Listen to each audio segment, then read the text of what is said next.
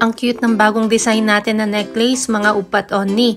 Ito ay 3.75 grams. Ang lahat ng jewelry natin ay 24K Korean gold, nabibenta at nasasangla at lahat ito ay may authentication card. Super cute ng pendant nito, tingnan nyo. At same design, meron din tayong pang set na bracelet at earrings para dito. Pwede rin ito sa 7.5 grams and above kung gusto mo na mas makapal pa. Heto ang kanyang 18K Korean gold lock at ang haba ng ating chain ay 42 cm. Pwede rin ito sa 45 cm kung gusto mo na mas mahaba ng konti. Ito ang ating 3.75 grams necklace sa 42 cm pagsuot. Ang lahat ng 24K Korean gold natin ay pwede sa cash, 2 gifts, or ilang months layaway, depende kung saan ka komportable. Ang rate ng gold ay nagbabago every day kaya hindi natin nilalagay ang price sa video.